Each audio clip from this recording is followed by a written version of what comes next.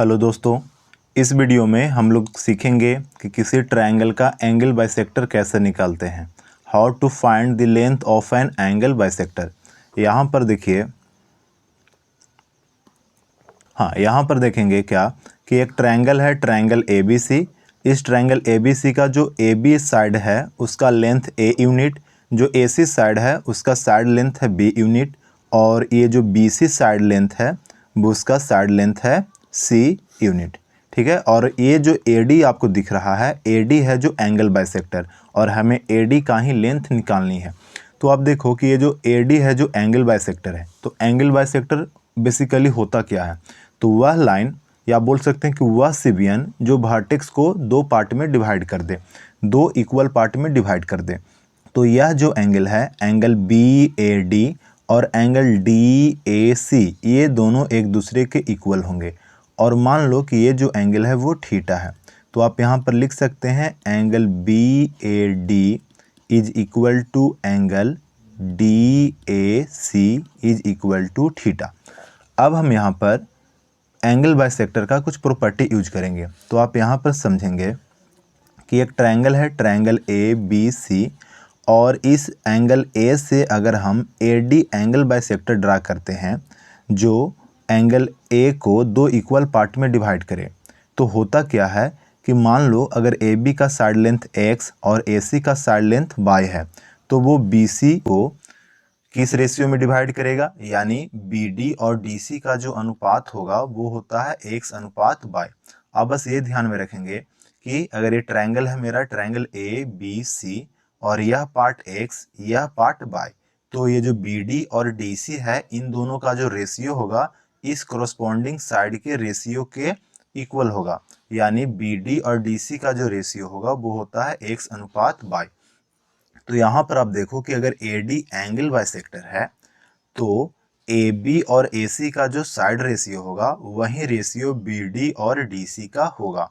तो आप यहाँ पर लिख सकते हैं कि BD by DC is equal to AB by AC, और यहाँ पर हमने AB का साइड लेंथ A यूनिट मान रखा है और AC का जो साइड लेंथ है वो B यूनिट। तो यह हो गया A बाई B। पर आप यहाँ पर गौर करें क्या कि ये जो BC है वो टोटल C यूनिट है, यानी जो C है वो डिवाइड होगा A रेशियो B में। तो अगर हम BD का लेंथ देखें तो BD का लेंथ होगा C into A by A plus B, क्योंकि हमें C को A अनुपात B में डिवाइड करना था। और CD का जो लेंथ होगा वो होगा C into B divided by A plus B। तो यह जो आपको BD दिख रहा है, यह BD का लेंथ हो गया CA divided by A plus B, और ये जो DC है इसका साइड लेंथ हो गया CB divided by A plus B। अब हमें निकालना है AD का लेंथ, तो हम मान लेते हैं कि AD जो है वो मेरा X यूनिट का है। तो अब हम ट्रायंगल ABD में कोसाइन रूल यूज करेंगे और फिर ट्रायंगल ADC में कोसाइन रूल यूज करेंगे। तो अगर हम ट्रायंगल ABD में अगर हम कोस थीटा का यूज करते हैं तो कोस थीटा बराबर होता क्या है, तो आइए हम यहाँ पर आपको समझाते हैं। एक ट्रायंगल है ABC, और इस A वर्टेक्स के सामने वाले साइड का साइड लेंथ है A, वर्टेक्स B के सामने ये जो AC है इसका साइड लेंथ है B, और वर्टेक्स C के सामने AB जो साइड लेंथ है इसका लेंथ है C। तो अगर हमसे पूछा जाए cos B क्या होगा, तो cos B बराबर होता है A square plus C square minus B square divided by 2 into A into C। आप इस तरह से आप याद रखेंगे, अगर हम cos B का वैल्यू निकालना चाहे तो अगल बगल वाले का आप स्क्वायर कर लो, A square plus C square, और जो सामने वाली साइड है इसके स्क्वायर को आप घटा दो, यहाँ पर हो गया। और डिवाइड किससे करेंगे, तो 2 इंटू अगल बगल वाले साइड के प्रोडक्ट से, 2 इंटू A इंटू C, इस तरह से। तो अब यही फॉर्मूला हम इस ट्रायंगल में यूज करेंगे। तो आप यहाँ पर देखो cos थीटा, तो थीटा के अगल बगल वाले जो दो साइड हैं, एक तो A और एक है X, और ये जो सामने वाला जो BD है उसका लेंथ है CA by A plus D। ठीक है, और अगर हम ट्रायंगल DAC में बात करें तो DAC में भी एक यहाँ पर एंगल थीटा है, यह जो एंगल है वो थीटा है। तो cos थीटा इस केस में क्या होगा, तो इसमें अगल बगल का साइड देखें तो एक तो हो गया आपका x, दूसरा हो गया b, और ये जो सामने वाला जो साइड है वो हो गया c B divided by A plus b. तो अगर हम ट्राइंगल ए बी डी में चले तो cos थीटा का वैल्यू होगा A square plus X square minus C A by A plus B का whole square divided by 2 into A into X. अगल बगल वाले साइड से हमें प्रोडक्ट करके डिवाइड कर देना था। अब अगर हम ट्राइंगल DAC में चलें, ट्राइंगल DAC, अगर इस केस में अगर हम cos थीटा का वैल्यू निकालें तो होगा क्या, B square plus X square minus C B by A plus B का whole square divided by 2 into B into X. चलो तो यहाँ पर हम इसे लिख देते हैं B square plus X square minus C B divided by A plus B का whole square divided by 2 into A into X. अब आप यहाँ पर देखेंगे कि दोनों में cos थीटा है, तो अगर LHS इक्वल है तो ये जो RHS का जो पार्ट है वो एक दूसरे के इक्वल होगा। तो हम बोल सकते हैं कि यह जो वैल्यू है इस वैल्यू के इक्वल होगा। तो आप यहाँ पर लिख सकते हैं इस वाले टर्म को उठाकर यहाँ पर, यानी B square plus X square minus C B by A plus B का whole square divided by 2 into A into X. Sorry यहाँ पर तो b होना चाहिए, हाँ b, ठीक है, यहाँ पर आपका हो गया b।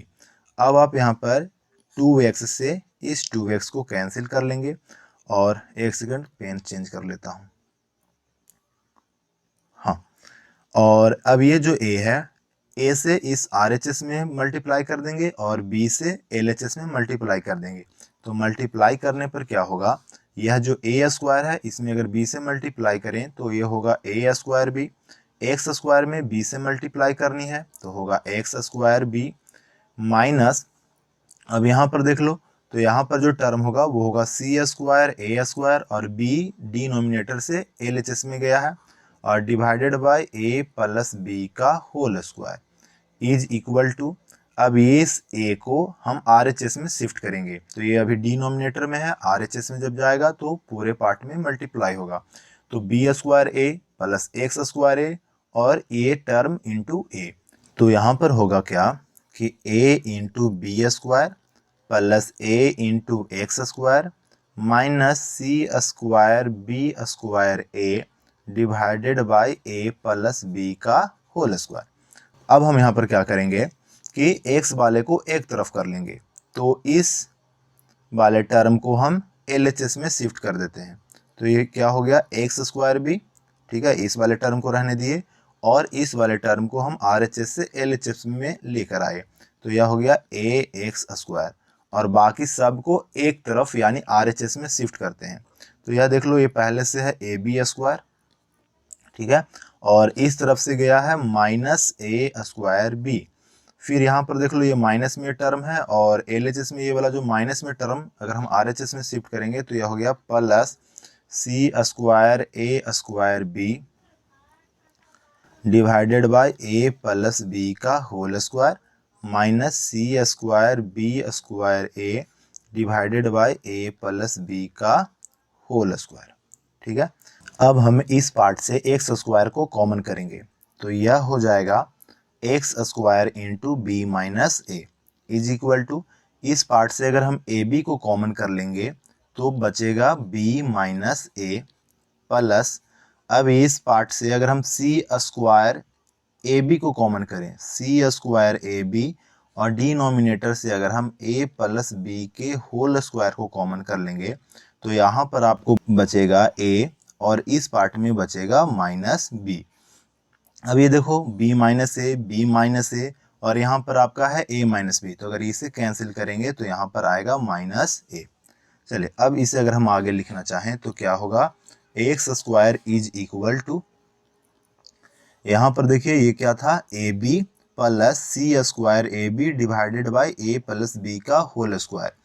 तो यह हो गया क्या कि a b plus C square a B और -1 भी है divided by A plus B का होल स्क्वायर। यहाँ पर देखिए रिलेशन कुछ ऐसा था, यह ए था, यह बी था, टोटल लेंथ सी था, और यह हो गया आपका एंगल बाइसेक्टर ए डी, जिसमें बी डी का जो लेंथ है वो था A C divided by A plus B, और सी डी का जो लेंथ था वो था C B divided by A plus B.